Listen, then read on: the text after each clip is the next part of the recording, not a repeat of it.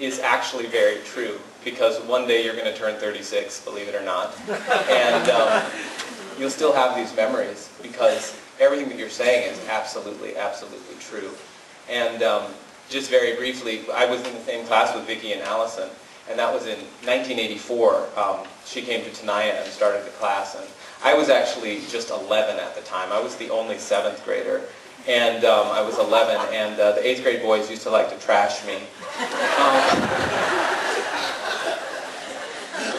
A couple of them are sitting there tonight. But Dorina was always a protector for me, and I kind of got away with murder. For many, many years, I was a little bit Dorina's pet through the 6 years that I was in her class. And what I realized, you know, listening tonight and remembering tonight is that what was so brilliant about her as a teacher was the way that she expertly guided each person and gave each person what they needed. And so often it could be a really intense, almost harsh lecture, as you know. And at other times it was just an incredible shoulder to cry on. And my experience throughout the 6 years that I was with her was always one, like I said, where I could pretty much get away with murder in classes. And it wasn't until after I graduated, and I saw her a year or two after I graduated, that I got my first harsh lecture. And it was very, very jolting at the time, and she kind of cracked my ego so intensely. And all of these years later, I am so grateful for what she said, because she was right, and it took me many years to understand it. But she was incredibly right. So whether she was hard on you or whether she loved you, or probably a combination of both, because she loved us all, the lessons are really poignant, and they're lessons that will grow with you really for the rest of your life. So I want to thank you from my heart for sharing your video and the memories that you shared. Were so incredible, and I'm so sorry for your loss.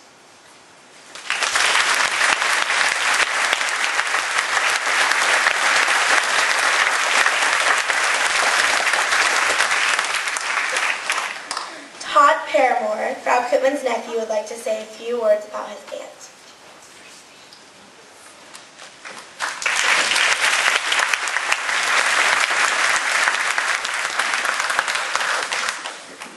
A little harder than I thought. Last time I was up here, I was actually in the play Andorra, and it was the hardest play I've ever done in my life.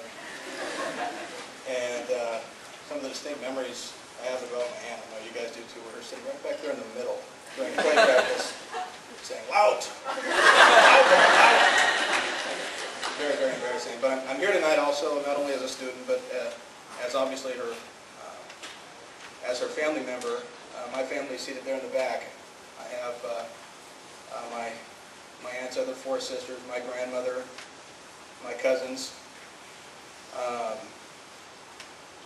We've talked about it, and as much as we'd like to talk about our family, I know my aunt would much more like this night to be about you guys. That's a very privileged award there that she was honored with.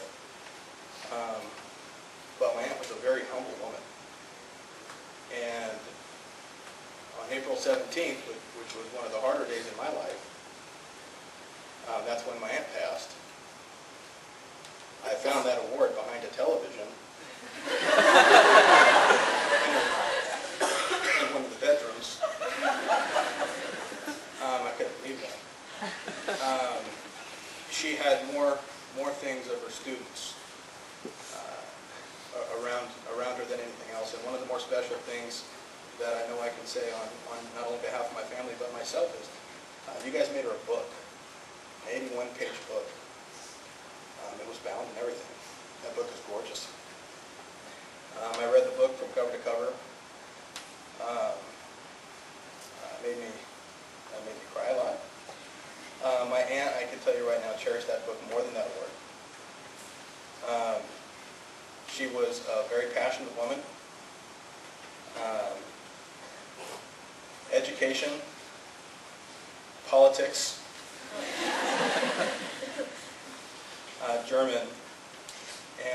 Jane and her many friends and family were just of the utmost. It was just the hugest support system that she had. I don't know if I've ever seen a stronger woman fight through cancer. I know there's many women that have it, and I know there's many strong women and many strong people that have it, but you know, seeing my aunt go through what she went through for 11 years, I didn't know that she'd make it 11 years, to be quite honest. And we would like to let you guys all know, and I'm seeing a lot of the video and everybody saying, if there's one more thing I could say about Frau Koopman, if there's one more thing I could let her know, is that, you know, I don't want to let her down, I don't want to do this, and you guys have to know that you did not let her down. None of you have let her down. Those of you that got C's, that I've heard saying, those of you that have got B's or even D's, you were in her class and she kept you in her class and you were there for a reason. And you guys were one of the ultimate driving forces of why she made that 11 years. So you need to pat yourselves on the back for that. On behalf of my family, I thank you all. I also see some people that I watched in their play practice. When I was a little smaller, I don't know if they even recognize me now. But what's going on here tonight is absolutely amazing. I'm completely taken aback, and it's very inspiring. My aunt would be very proud. On behalf of my family, I thank everybody.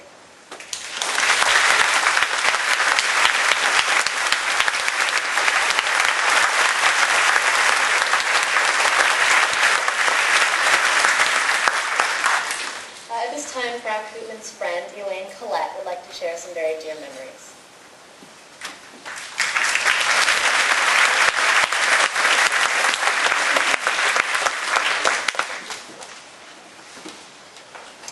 Good evening. I met Dorina here at Bullard in 1976. It was at the faculty meeting the day before school started.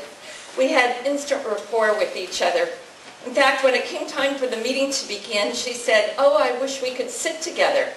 So we moved her name card from the foreign language department next to mine in the theater arts department. And that's how our friendship of 33 years began. I left teaching in 1979 to pursue another career as Dorina continued to develop and expand the German department as represented here today. We always found time to get together. I truly cherished her friendship because of her truthfulness, her honesty, her intelligence, and her sincerity. I cannot remember a time when we had a disagreement. My husband Peter and our son and daughter Philip and Alexis have been very close to Dorina and Jane. In fact, when Philip was a German student in Dorina's class, he knew that whatever Dorina said would be non-negotiable. And I would always agree with her, and that she would always be right, and he had no choice but to do what she said. Philip said it was like having a mom at home and then going to school and having mom number 2. 11 years ago, when Dorina was first diagnosed with cancer, she went alone to the chemo treatments.